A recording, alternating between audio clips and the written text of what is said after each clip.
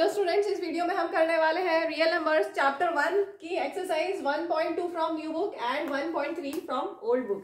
First question, prove that root 5 is irrational. तो लंबा method है, स्टेप बाय स्टेप मेरे साथ में करेंगे। हमें यहाँ पे प्रूव करना है कि ये इरेशनल है, तो हम पहले एज्यूम कर लेंगे कि ये रैशनल है और उस एजम्पशन को हम आगे स्टेप्स करते करते ये प्रूव कर देंगे कि अवर एजम्पशन इज रॉन्ग और ये इरेशनल है। इसमें हम यूज करने वाले थ्योरम 1.3। पुरानी बुक में थ्योरम 1.3 है, नई बुक में भी नई बुक में थ्योरम 1.2 है। पुरानी बुक का थ्योरम 1.3 और नई बुक का थ्योरम 1.2। तो एक बार पहले थ्योरम समझ लें, दो तीन चीजें है वो समझा देती हूँ ताकि जल्दी समझ में आएगा। थ्योरम 1.2 न्यू बुक में है और पुरानी बुक में theorem 1.3। Let p be a prime number, a any integer. एक एग्जांपल ले लेते हैं, सपोज 2 एक प्राइम है और इंटीजर हमने ले लिया 6, कोई भी नंबर। If p divides a square, if p divides a square then theorem के अकॉर्डिंग है p divides a। If p divides a square then p divides a। इसको हम समझ लेते हैं। p डिवाइड्स a स्क्वायर का मतलब क्या हुआ, मैंने जो एग्जांपल लिया वो 2 डिवाइड्स 6 स्क्वायर होगा। 6 स्क्वायर मीन्स 36 और ये डिवाइड 2 उसको डिवाइड कर रहा है, ठीक है, क्योंकि 2 18 36 होता है। अगर p डिवाइड्स a स्क्वायर है तो p divides a, p means 6, p means 2 और a मीन्स 6, ठीक है, तो ये डिवाइड होगा। If p divides a square then p divides a, इसी को हम यहाँ पर यूज करने वाले हैं। और एक और टर्म आप ध्यान रखेंगे, को प्राइम क्या होते हैं। को प्राइम क्या होते हैं, ऐसे नंबर्स जिनका HCF 1 हो।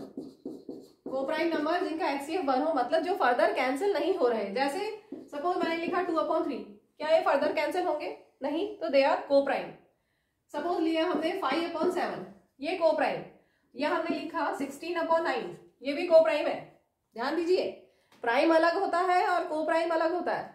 16 is not a prime number, 9 is not a prime number, but 16 and 9 एक को प्राइम पेयर है।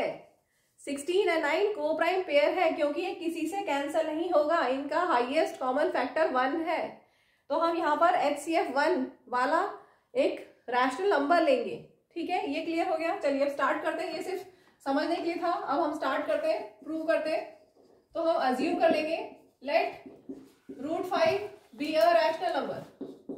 अगर ये रैशनल नंबर है तो root 5 can be written in the form of p upon q, where p and q are coprime integers. Coprime समझ में आ गया, जिनका HCF 1 हो, जो कैंसिल नहीं होते किसी से, दे आर को प्राइम। और q is not equal to 0। 8th class में पढ़ी है ना definition, rational numbers are those numbers which can be written in the form of p by q where q is not equal to 0। ये तो सबको रटी हुई है, 8th क्लास की डेफिनेशन, ठीक है। तो ये हमारे पास p एंड q है। अब हम क्या करें, दोनों साइड स्क्वायर कर देते हैं, स्क्वायरिंग बोथ साइड्स। तो यहाँ क्या होगा, रूट 5 का स्क्वायर एंड इधर राइट साइड में p अपॉन q का square. So 5 equal to p square upon q square, that means q square equal to p square upon 5। अब यहाँ पे अभी जस्ट जो थ्योरम समझाया था वो हम लिखते हैं, 5 और p square, 5 divides p square, clear है, 5 डिवाइड्स p स्क्वायर। इसका मतलब 5 डिवाइड्स p, अभी जस्ट थ्योरम समझा हमने, ठीक है। इसका मतलब p को हम लिख सकते हैं 5a for some integer a। कोई इंटीजर है a, 5 एक फैक्टर हुआ ना p का, p 5 डिवाइड्स p मतलब p का एक फैक्टर है 5, तो p इक्वल टू 5 इंटू कोई इंटीजर, ठीक है। अब हम इसको पुट करेंगे इसमें, इस equation. Let this be equation number 1, let this be equation number 2। Substitute p equal to 5a in equation 1। Equation 1 था q square equal to p का स्क्वायर अपॉन 5, ठीक है। 5a का स्क्वायर करोगे तो 25a square upon 5 as it is, ये cancel हुआ, बचा 5a स्क्वायर। इसका मतलब q स्क्वायर अपॉन 5 देखो ध्यान से, q square upon 5 equal to a square. इसका मतलब क्या हुआ, 5 डिवाइड्स क्यू स्क्वायर, लिख सकते हैं ऐसा, वही थ्योरम से 5 divides q square, 5 divides q square, that means theorem से 5 divides q, that means q can be written as 5 b ले लेते हैं फॉर सम इंटीजर बी।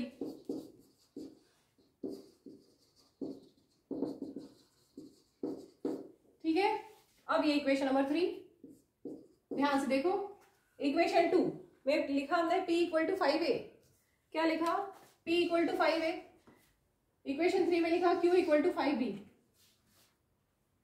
यहाँ पे क्या मिल रहा है आपको, फ्रॉम सेकेंड एंड थर्ड, क्या मिल रहा है, from second and third p and q have a common factor,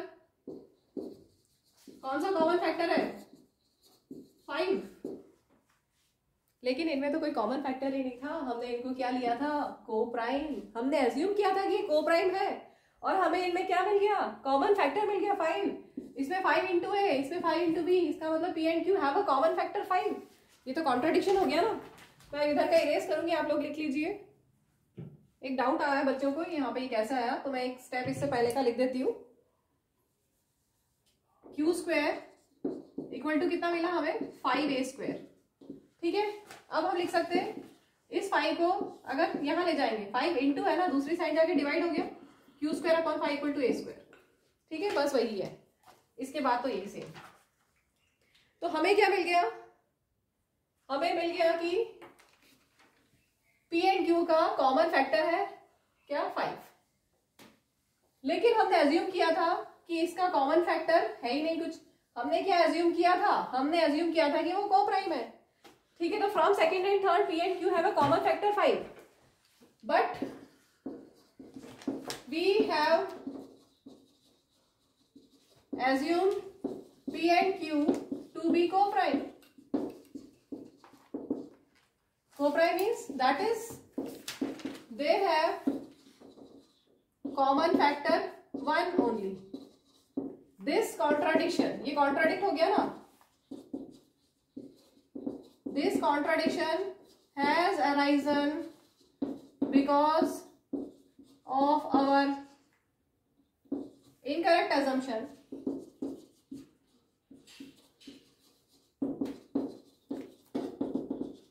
that root 5 is rational. हमने इनकरेक्ट अजम्पशन लिया था, इसलिए कॉन्ट्राडिक्शन आया। देयरफॉर वी कंक्लूड दैट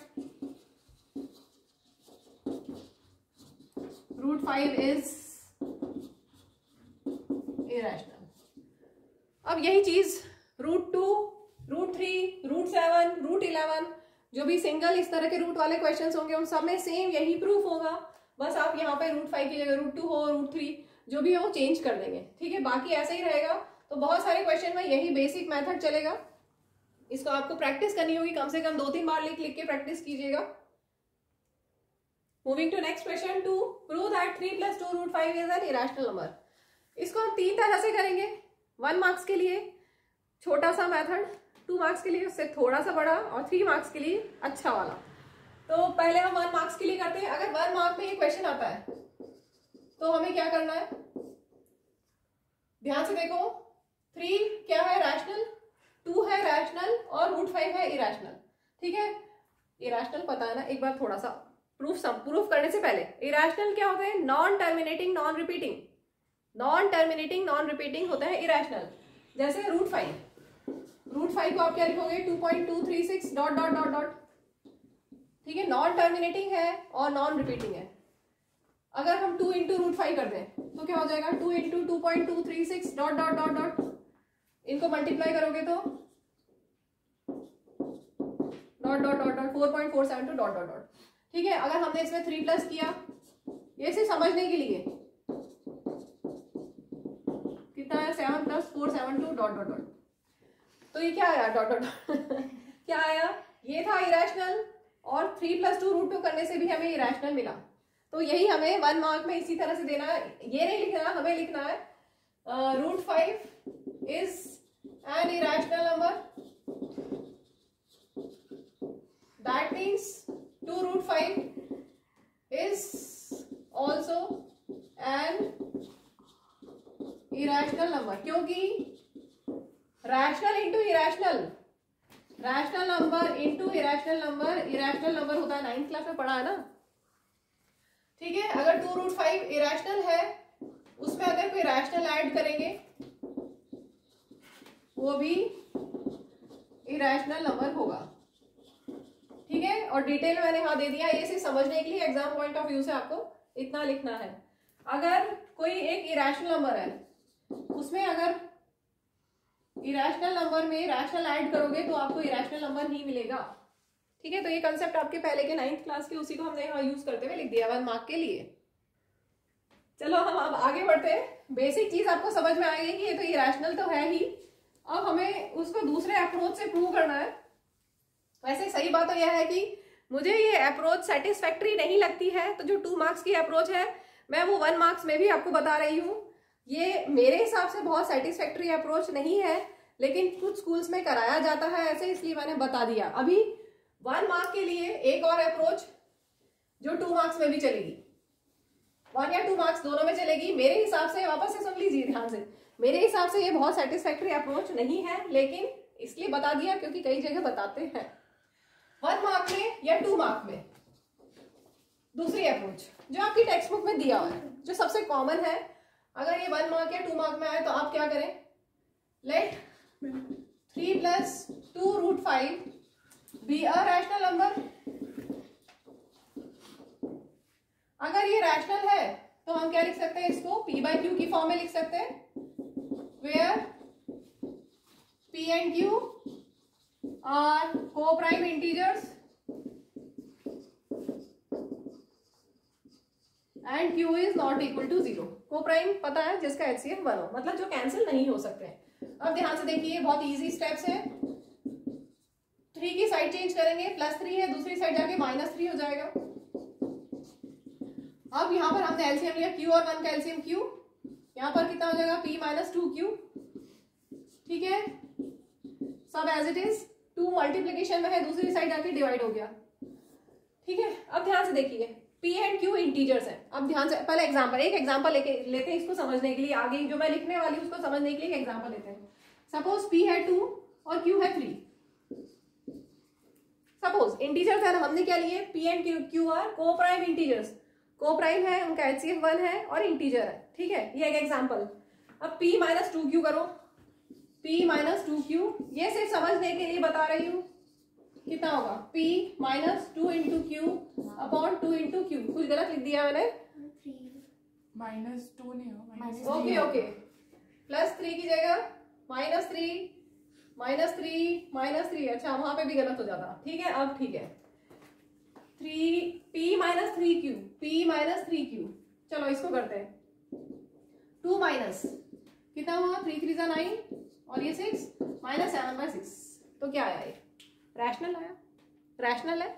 तो जब p एंड q इंटीजर्स है तो उनके जो ऑपरेशंस करेंगे हम, ऑपरेशंस मतलब वो वाला ऑपरेशन है जो डॉक्टर करते हैं, हम मैथमेटिकल ऑपरेशन जब कर रहे हैं, p एंड q पे मैथमेटिकल ऑपरेशन हम कर रहे हैं, हमने किया, माइनस किया, हमने डिवाइड किया, मल्टीप्लाई किया, तो जब हमने मैथमेटिकल ऑपरेशंस किए p एंड q पे जो इंटीजर्स थे, तो हमें क्या मिला, रैशनल नंबर मिला। जब p एंड q पे हमने मैथमेटिकल ऑपरेशन किए तो हमें रैशनल नंबर मिला। इसका मतलब क्या हो गया, ये रैशनल है क्या, अगर हमने लिखा this equal to this, but here p - 3q upon 2q is a rational number, but √5 is irrational. ऐसा हो सकता है क्या, left side irrational, right side rational, ऐसा हो सकता है क्या कि ये इरेशनल है, ये रैशनल है? ऐसा तो हो ही नहीं सकता, ये तो कॉन्ट्राडिक्शन हो गया। तो दिस कॉन्ट्राडिक्शन has arisen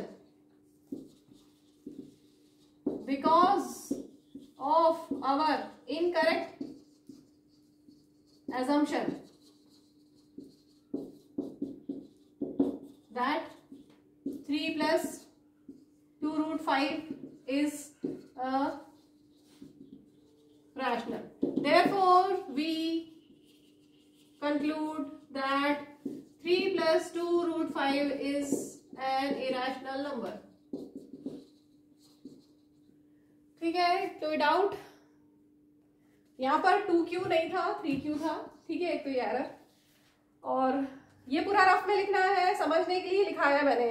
ये इस क्वेश्चन में नहीं इंक्लूड करना है कितना पार्ट, ये वाला पार्ट मैंने सिर्फ समझाने के लिए लिखवाया है कि p एंड q अगर इंटीजर्स हैं तो उन पे मैथमेटिकल ऑपरेशन हमने किए तो हमें रैशनल नंबर मिला। ठीक है, ये सिर्फ समझने के लिए, क्योंकि हम इसको बार बार यूज करेंगे। आप सोचोगे कि रैशनल कैसे हो गया, तो एग्जांपल लेके हमने समझ लिया कि हाँ वो रैशनल है। और यहाँ पे एक चीज और दे सकते हो, क्योंकि हमने वो तो एग्जांपल में लिखा था, यहाँ पे हम लिख देते हैं here this and this is the rational as p and q are integers. ठीक है, p एंड q इंटीजर्स है इसलिए ये रैशनल है। चलिए अब सेम क्वेश्चन को हम 3 मार्क्स के लिए करते हैं, जो सबसे ज्यादा आता है सेक्शन सी में। 3 मार्क्स के लिए सेम इस तरह के क्वेश्चन आते हैं। तो हमें क्या करना है,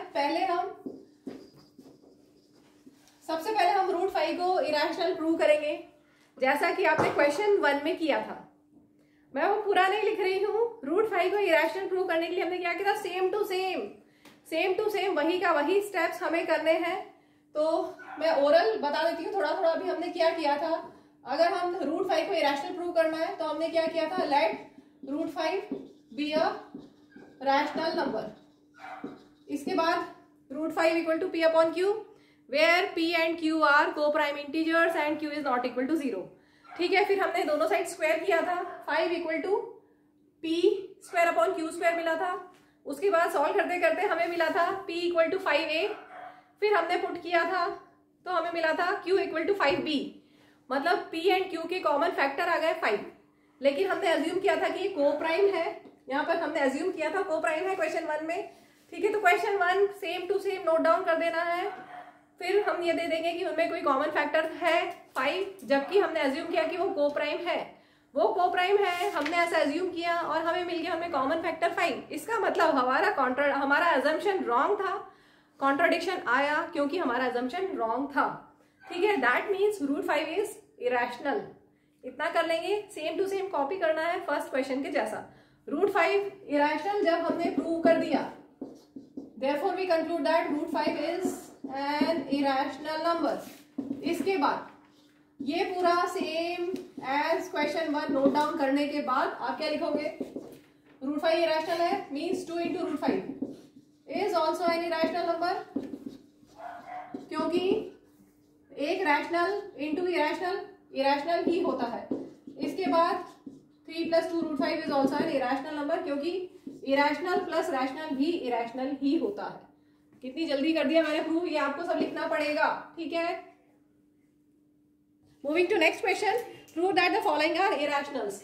हमें प्रूव करना है फर्स्ट पार्ट में 1/√2 इज एन इरेशनल। तो सबसे पहले हम इसको रैशनलाइज कर ले, क्या हो गया, √2/2। ठीक है, तो अब √2 को हम इरेशनल प्रूव कर देते हैं और फिर /2 उसका ऑपरेशन कर देंगे। ठीक है, तो वो हो जाएगा इरेशनल अपॉन रैशनल, इरेशनल मिल जाएगा। तो अब हम स्टार्ट करते हैं, let √2 be a rational number. अगर √2 रैशनल नंबर है तो √2 can be written in the form of p/q, where p and q are coprime integers and q is not equal to 0। Steps वैसे ही रहेंगे same to same जैसे हमने question 1 में किए थे √5 वाले। ठीक है, मैं एक बार कर रही हूँ पूरा। √5 रैशनल है, p/q की फॉर्म में लिख दिया। अब दोनों साइड स्क्वायर करेंगे, स्क्वायरिंग बोथ साइड्स, दोनों साइड स्क्वायर किया, √2 का स्क्वायर और यहाँ पर p/q का स्क्वायर। तो 2/2 = p²/q² हो गया। That means q² = p²/2। ठीक है, नीचे दिख नहीं रहा, वापस लिख रही हूँ, q² = p²/2। That means 2 divides p²। तो वही थ्योरम के अकॉर्डिंगली 2 डिवाइड्स p। इसका मतलब p के पास एक फैक्टर है 2 फॉर सम इंटीजर a। ठीक है, हम इसको इक्वेशन 1 ले लें, इसको इक्वेशन 2। अब substitute p equal to 2a in equation 1 q square equal to p square, p की जगह 2a का square upon 2 that is 4a square upon 2, cancel करने से 2a स्क्वायर, तो q square equal to 2a square मिला. इसका मतलब q square upon 2 equal to a square, that means 2 divides q square, that means 2 divides q. ठीक है, last में लिखा है 2 divides q, that means q का कोई एक फैक्टर है 2 for some integer b. Late this be equation number 3. तो फ्रॉम सेकेंड एंड थर्ड हमें क्या मिल गया? From second and third, second में हमें मिला 2a, p equal to 2a, और थर्ड में मिला q इक्वल टू 2b. मतलब p एंड q के पास कौन सा कॉमन फैक्टर है? From second and third p and q have common factor 3 नहीं 2, but we have assumed that p and q are co-prime. Co-prime मतलब उनका कॉमन फैक्टर 1 था. दिस कॉन्ट्राडिक्ट्स, ये कॉन्ट्राडिक्शन हो गया ना, यहां पे लिख देते हैं. दिस कॉन्ट्राडिक्ट्स दैट हमें मिला p and q have common factor 2.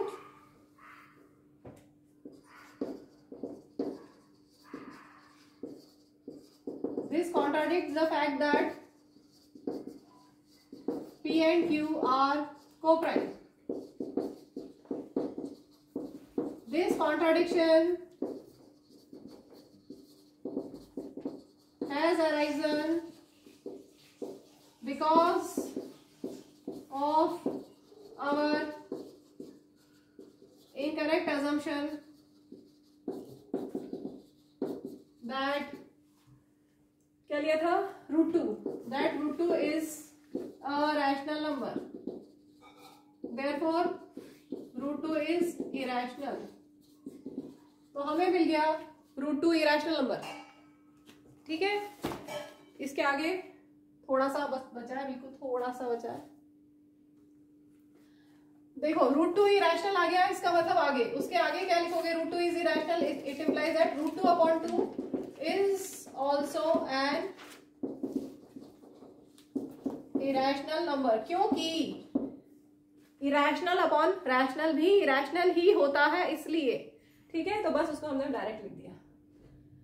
चलो, अभी कोई डाउट इसमें? नहीं, आगे बढ़ते हैं. Moving to next question. 7√5. Prove that 7√5 is an irrational number. तो अगर ये 2 मार्क्स में आता है तो कैसे करना है, पहले वो हम कर लें, फिर 3 मार्क्स का देखते हैं. तो अगर ये 2 मार्क्स के लिए क्वेश्चन आता है तो आप क्या करेंगे? Let 7√5 be a rational number. अब तो स्टेप्स याद हो गए होंगे सबको, है ना? तो 7√5 can be written in the form of p by q, where p and q are co-prime integers, where q is not equal to 0. ठीक है, अब क्या लिख सकते हैं? √5 equal to p upon 7q. अब देखो p और q इंटीजर्स है, तो उन पे कभी भी ऑपरेशन करेंगे, mathematical operation p and q पे करेंगे तो क्या होगा? रैशनल नंबर मिलेगा. ठीक है, since p and q are integers, so p upon 7q is a rational number, but √5 is an irrational number. तो ये तो कॉन्ट्राडिक्शन हो गया कि राइट साइड पे रैशनल, लेफ्ट साइड पे irrational. This contradiction has arisen because of our incorrect assumption that 7√5 is a rational. Therefore, we conclude that